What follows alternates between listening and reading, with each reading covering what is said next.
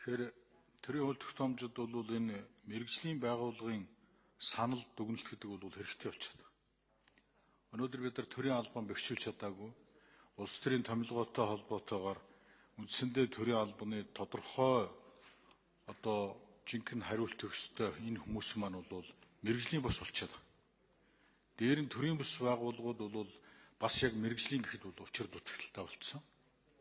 Одоо зарим улс оронд бол төрийн бус байгууллагаас биш, засгийн газрын бус байгууллага буюу мэрэгжлийн байгууллагуудад ийм томьёол гараад ирсэн байна шүү дээ. Тэгэхээр бид нар одоо хууль тогтоомжтой дараа нь өөрчлөн гэхгүйгээр энэ мэрэгжлийн гэдэг үгнээс бол би цэвэр хэрэггүй болов гэж бодож байна.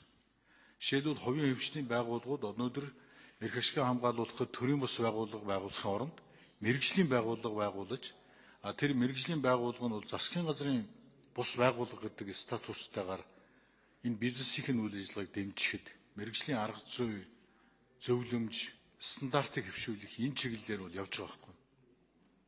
Тийм учраас энэ мэрэгжлийн гэдэг үгийг бол эндээс авах нь бол би буруу л болов гэж боддог. Харин хуулийн төслийг засгийн газар өргөн барихтаа мэрэгжлийн гэж үг оруулж ирж байгаа нь бол их зөв чиглэл рүү явж байна гэж ингэж харж байгаа шүү дээ.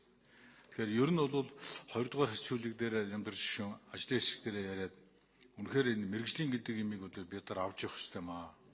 Тэгэхгүй одоо хаанаач байхгүй нэг тийм ерөнхий төрийн албанч мэрэгжлийн биш, төрийн бус байгууламж мэрэгжлийн биш. Тэгээ эцэс сүлд нь тухайн салбар, тухайн ажил мэрэгжил дээр очихоор зөрчилдөг ийм л юм болно шүү дээ.